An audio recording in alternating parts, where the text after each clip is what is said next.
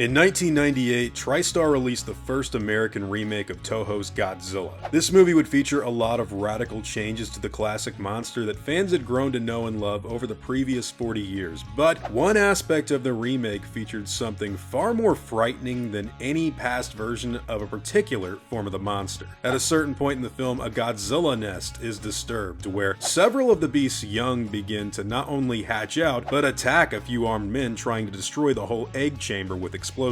Inspired by the current popularity of Jurassic Park's velociraptors, these little Godzillas would pose a far more menacing threat than something like Godzuki or Manila ever did. And you definitely wouldn't want to be attacked by them.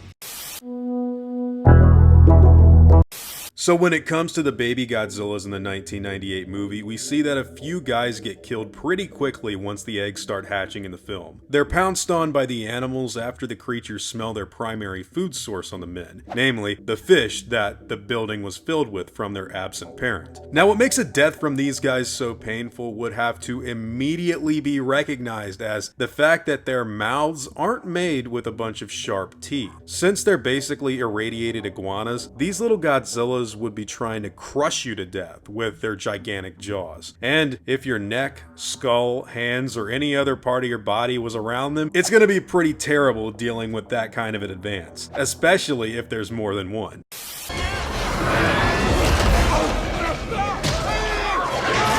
When the Frenchmen are killed in Godzilla, we see that the babies quickly swarm their prey in a matter of seconds before jumping on them with full force. Keep in mind, these guys are smaller than their parents, but they're still massive in weight compared to a human. And having an 800 or 1,000 pound animal suddenly standing on your chest can't be a very good feeling.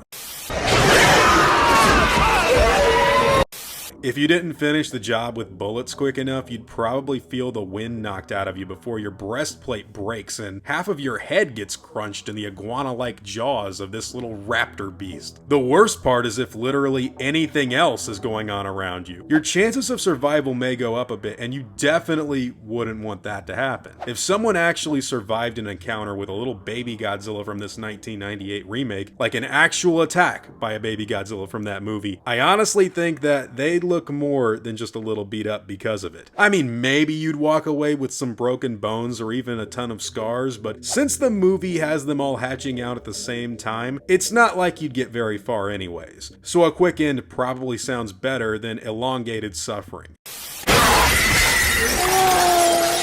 No joke, these little Godzillas from the movie have always been one of my favorite aspects from the film, and while the film is certainly way different from any other incarnation of the monster to date, it kind of prides itself on being more animalistic than indestructible, and I kind of like that. No other attempt to make a more science-based monster out of Godzilla has happened just yet, and this Jurassic Park angle is kind of awesome. Controversial opinion, I know, but going back to the attack, the movie makes it clear that if these things got out, it would be a bloodbath pretty quickly. With the ability to reproduce just like their parent, the little Godzillas could overrun New York at a radical rate, and with an entire army of small Godzillas rampaging down the street and eating anything in their path, I think these guys would make for a seriously vicious plague in the city. Not to mention that at that point, some of the other ones would begin to grow a little bit bigger, and you'd have the giant-sized Godzilla to contend with. Then you'd also have the new hatchlings running around, followed by their older siblings that aren't fully grown. And look, what do those subadult or still growing creatures look like, and what kind of abilities do they possess? Maybe their radioactive breath wouldn't be quite fully developed, and instead you get some sort of terrible radiation beam that doesn't quite burn you instantly, but leaves more of a scientific burn from a focused precision point. Either way, it's really the little ones you'd have to worry about. If the baby Godzillas got out at the end of the movie like their parent had planned them to, I think you'd probably have a multitude of people getting annihilated overnight, especially since they'd stopped looking for the nest in the movie right around the time they'd started to hatch. Imagine yourself standing around with the other guys in the military when all of a sudden a pack of little Godzillas starts pouring out of the sewers and jumping on top of cars, running around the corners of equipment, and tearing through your team in no time. People cry out for help, but before you even know how to do that, the force of a 1,000-pound animal pushes you to the ground from your back, and a massive hot breath alongside a deafening roar fills your head and ears. Before you even know it, you feel pain everywhere in your body and hear heavy footsteps kept storming past you, going for people on your squad, firing bullets everywhere, trying to defend themselves. This never really happens in the movie, but it sounds like if all these guys got out, it would have made for one seriously cool scene. Of course, you could take them down easy with some clever thinking. They're kind of clumsy in the movie. These guys don't really seem too smart, but still, with the sheer numbers going wild in the streets of New York, that sounds like something really cool that would have been great in the movie. Or,